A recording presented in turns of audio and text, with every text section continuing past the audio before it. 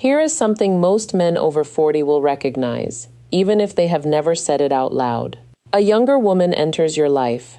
You notice it because she finds a reason to text first, to laugh a little too quickly at your jokes, to remember the small things you mentioned in passing. Maybe she asks what kind of wine you like. Maybe she shows up in the same coffee shop on a Tuesday, twice in a row. You begin to feel something. You, who thought the window for this kind of attention had quietly closed, feel it again, and then, almost without warning, the warmth changes.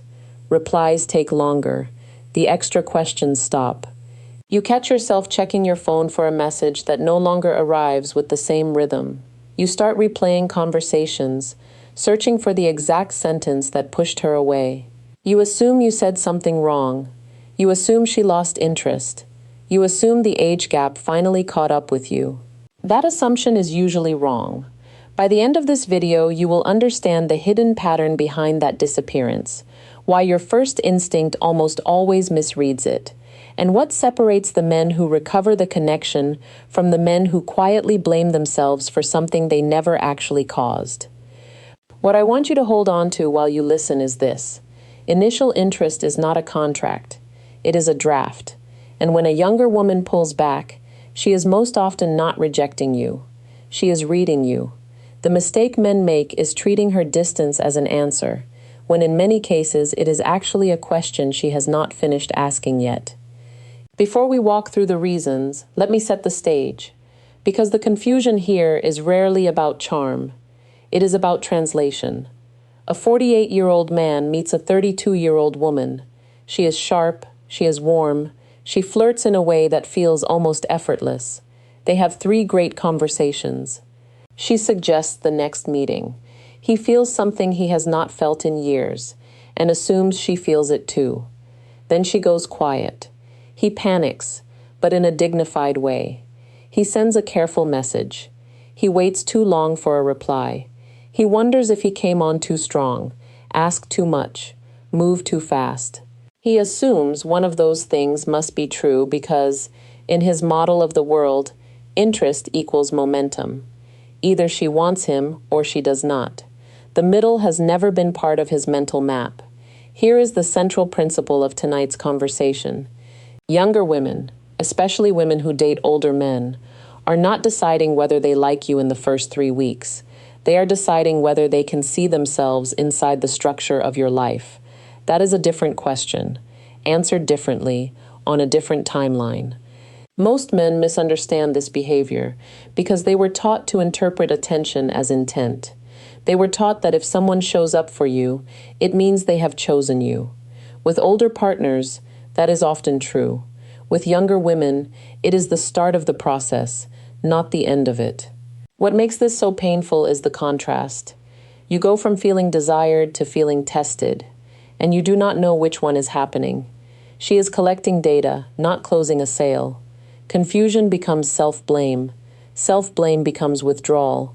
Withdrawal confirms the very thing she was quietly worried about.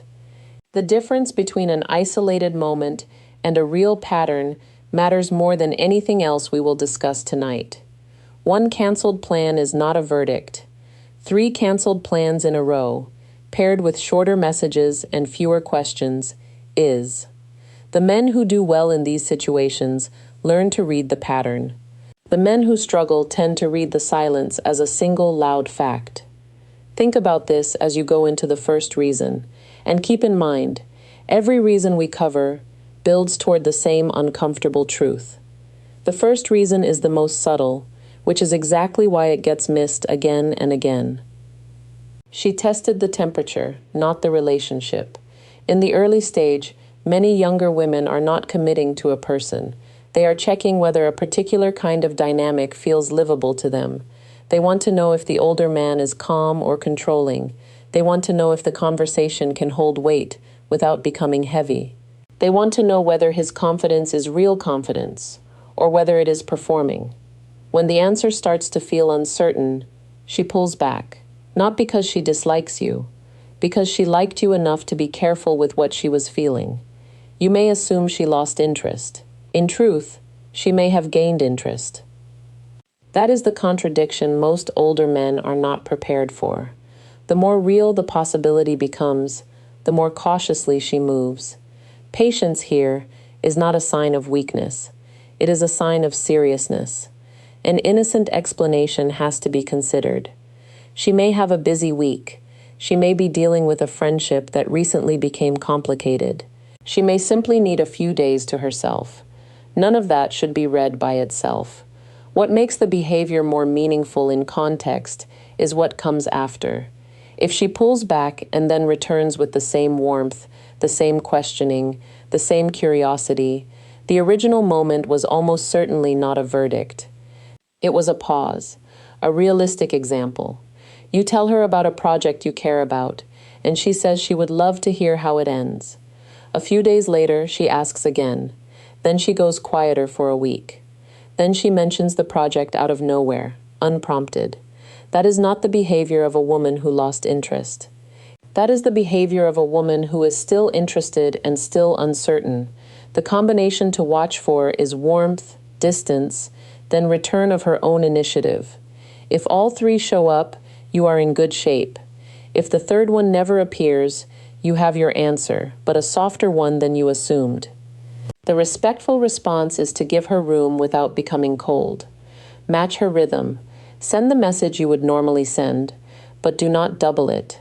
Do not ask her what changed. Do not request reassurance. She will feel that as pressure, even if she cannot name it.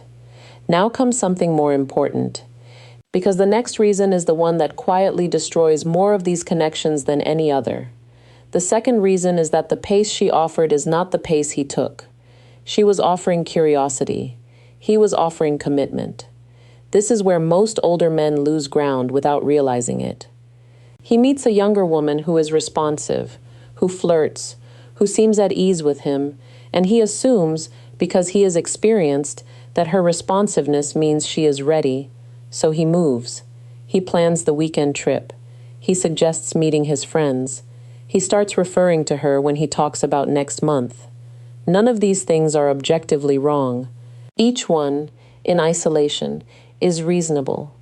Taken together, they become a signal that she did not ask for. She pulls back. He assumes rejection. He does not see that what she pulled back from was not him. It was the speed at which he became real in her life. The innocent explanation is that he is simply being decisive. Confidence is attractive. Clarity is attractive. Men over 40 often wear decisiveness like a second skin, and it usually works for them. But for a younger woman who is still measuring whether this is safe, decisiveness can read as pressure, especially when it appears inside the first 4 to 6 weeks. It becomes meaningful when she starts giving you shorter answers to long messages, when she agrees to plans but cancels them, when she stops volunteering information without being asked. The texture of her attention changes, even if the words remain polite. Consider a realistic example. He tells her, in the third conversation, that he is no longer interested in casual dating. She smiles and says nothing. 2 weeks later, she begins to feel the weight of what he said, because she realizes he was not flirting. He was telling her who he is. For her, that is suddenly too much information, too early. The combination of signals to observe is paired. If she deflects questions about the future and also slows her replies, the pace is the problem, not you.